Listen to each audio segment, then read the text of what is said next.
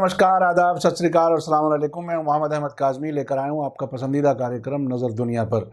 Corona virus के दुनिया भर में फैलने के साथ साथ मिडिल ईस्ट में इसका असर अब काफ़ी ज़्यादा नज़र आने लगा है। इन मुल्कों की हेल्थ मिनिस्ट्रीज़ की तरफ से आम लोगों को जो एहतियात बरतने के लिए कहा गया है, अब इसके साथ ही मजहबी काम अंजाम देने के तरीक़े भी बदल रहे हैं। हाल ही में कुवैत की मस्जिद में एक अज़ान की वीडियो आपने देखी होगी, जिसमें अज़ान के शुरू में अरबी भाषा में कहा गया है अस्सलात फ़ी बुयूतिकुम, यानी नमाज घर में ही अदा करें। अब जो बड़ी ख़बर है वो ये कि सऊदी अरब ने 5 वक्त की नमाज की अदायगी के लिए मस्जिदें बंद कर दी हैं। इसके पहले मक्का में बड़ी मस्जिद यानी जिसे हरम काबा कहा जाता है, वहाँ उम्रा अदा करने पर रोक लगा दी थी। साथ ही दूसरी तरफ ईरान से खबर है कि वहाँ मुल्क भर में सभी ज़ियारतगाहों, जिनमें मशहद में शिया अक़ीदे के लिहाज से 8वें इमाम अली रज़ा अलैहिस्सलाम और क़ुम में उनकी बहन मासूमा क़ुम के रोज़ों यानी श्राइन्स को बंद कर दिया गया है। ख़बर में आगे बढ़ने से पहले आपसे गुजारिश है कि अगर आप यूट्यूब पर देख रहे हैं तो सब्सक्राइब कर लें और घंटी दबाना ना भूलें, और अगर फेसबुक पर देख रहे हैं तो हमारा पेज फॉलो कर लें और लाइक ज़रूर करें ताकि आपको हमारी हर एक वीडियो की खबर सही वक्त पर मिल सके। और अगर आपको हमारी खबर सच्ची और अच्छी लगे तो अपने व्हाट्सएप ग्रुप, फेसबुक, इंस्टाग्राम और ट्विटर अकाउंट पर ज़रूर शेयर कर लें ताकि मीडिया स्टार वर्ल्ड की खबरें दुनिया भर तक पहुंच सकें। आज बड़ी खबर यह है कि सऊदी प्रेस एजेंसी यानी वहाँ की सरकारी न्यूज़ एजेंसी की रिपोर्ट के मुताबिक कोरोना वायरस को फैलने से रोकने की कोशिश के तहत सऊदी अरब जुमे यानी फ्राइडे की ख़ास नमाज और हर दिन 5 वक्त की नमाज पढ़ने के लिए मस्जिदों को बंद कर दिया गया है। अलबत्ता मक्का की बड़ी मस्जिद खाना काबा और मदीना में मस्जिद नबी में नमाज पढ़ने की इजाज़त रहेगी। सऊदी अरब में मक्का में मौजूद मुस्लिम वर्ल्ड लीग के जनरल सेक्रेटरी मोहम्मद अल ईसा की अल अरेबिया के ज़रिए एक वीडियो जारी की गई है, जिसमें कहा गया है कि ये इस्लामी शरीयत के मुताबिक सामान और ख़ास उसूलों के ज़रिए तय जिम्मेदारी मानी जाती है। हर कोई जानता है कि इस महामारी को बिना किसी एक्सेप्शन रोकने के लिए एहतियात के हर कदम उठाने चाहिए। उन्होंने इस्लामी उसूलों की मिसाल देते हुए कहा कि इस्लामिक शरिया ऐसे लोगों को सलाह देता है कि जिनके मुंह में खाना खाने के बाद बदबू आती है, जमात में शरीक ना हो। अगर वे घातक वायरस से इन्फेक्टेड होते हैं तो फिर किसी को कोई छूट नहीं है। सऊदी प्रेस एजेंसी का कहना है कि सऊदी अरब के सबसे बड़े मजहबी संगठन मुस्लिम वर्ल्ड लीग, जिसके सीनियर मजहबी आलिम मेंबर हैं, और हेल्थ मिनिस्टर के बीच एक बैठक के बाद मस्जिदों में नमाज को फिलहाल रोकने का फैसला लिया गया है। सऊदी अरब के इस्लामिक मामलों के मंत्री अब्दुल लतीफ़ बिन अब्दुल अजीज़ अल शेख ने अल अरेबिया को बताया कि मस्जिदों के अंदर नमाज की अदायगी की बंद करने का फैसला कोरोना वायरस महामारी के फैलने से रोकने की सरकार की कोशिशों के हिस्से के तौर पर किया गया है। अल शेख ने अल अरेबिया के साथ फ़ोन पर बातचीत के दौरान कहा कि जमात की नमाज को फ़ौरन बंद करने का फ़ैसला लागू करने लायक है और हमें उम्मीद है कि इमाम और मौज़िन इसकी जिम्मेदारी निभाएंगे। साथ ही एक और ख़बर है कि सऊदी अरब, जो कि इस वक्त G20 इंटरनेशनल संगठन का मुखिया भी है, ने अगले एक हफ्ते में आभासी शिखर सम्मेलन यानी टेली कॉन्फ्रेंस के जरिए करने का प्लान तैयार किया है, जिसमें कोरोना वायरस महामारी पर चर्चा करने के लिए 20 बड़े देशों की समूह G20 के नेताओं को एक साथ लाया जाएगा, क्योंकि ये मुल्कों के अंदर बीमारी के फैलाव को रोकने के लिए और सख्त कदम उठा सकें।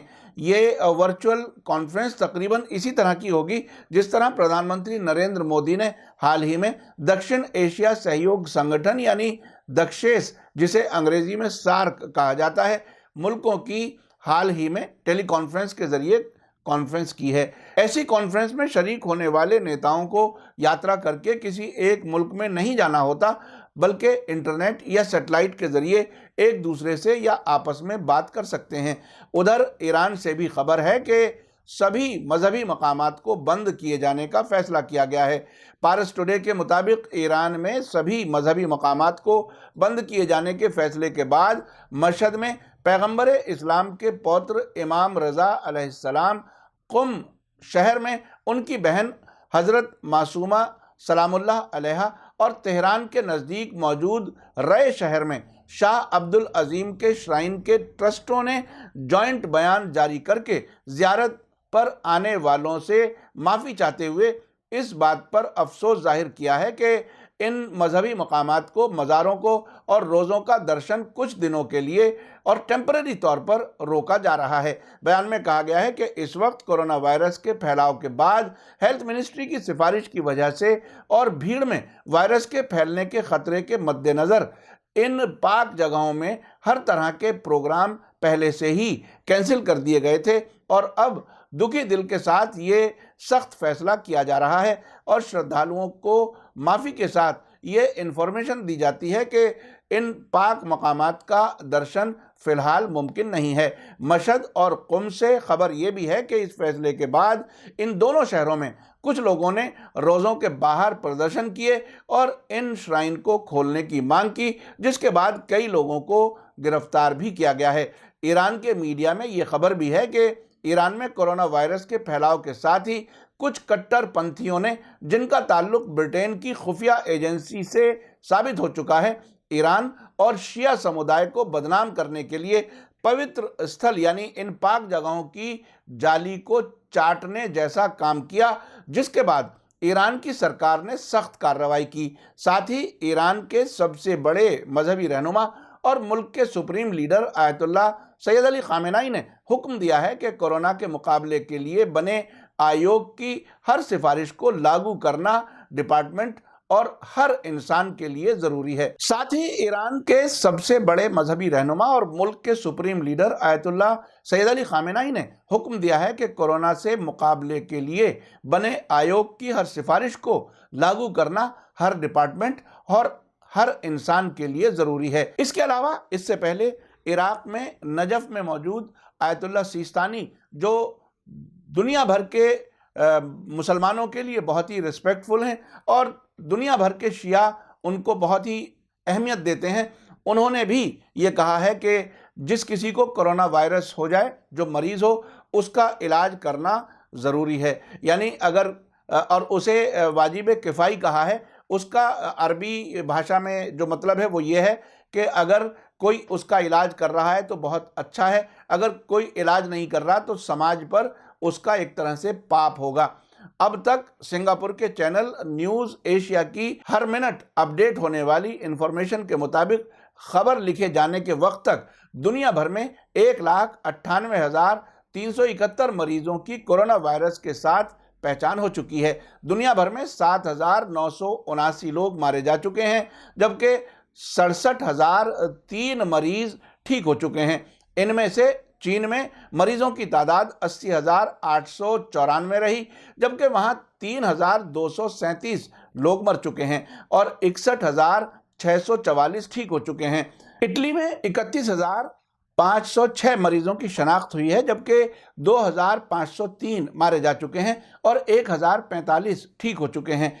ईरान में 16,169 की पहचान हुई है, 988 मर चुके हैं, जबकि 2,959 ठीक हो चुके हैं। मिडिल ईस्ट में ईरान के बाद सबसे ज़्यादा कोरोना वायरस से इराक़ में मरे हैं, जिनकी तादाद 11 तक पहुंच गई है, जहां 154 मरीजों की पहचान हुई है और 15 ठीक हुए हैं। सऊदी अरब में अब तक 171 मरीजों की पहचान हुई है और वहां कोई इससे नहीं मरा है। लेबनान में अब तक 4 और बहरीन में 1 मरीज कोरोना वायरस से मर चुके हैं। Qatar, UAE, Oman, Kuwait, Jordan और इजराइल में अभी तक कोरोना वायरस से किसी के मरने की खबर नहीं आई है, लेकिन इन सभी मुल्कों में कोरोना वायरस के मरीज मौजूद हैं।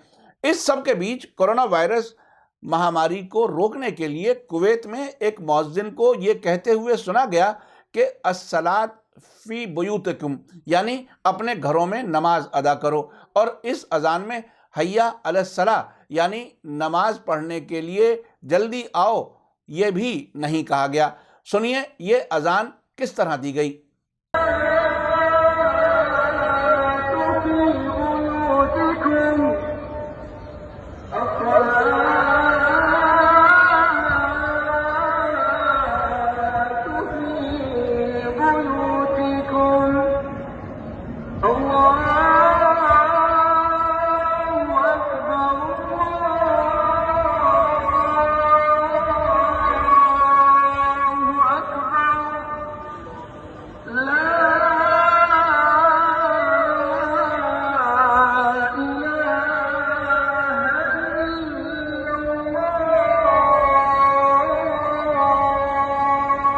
साथ ही ये भी देखें कि सऊदी अरब ने मक्का में मस्जिदुल हराम में काबे को छूने पर पाबंदी लगा दी है।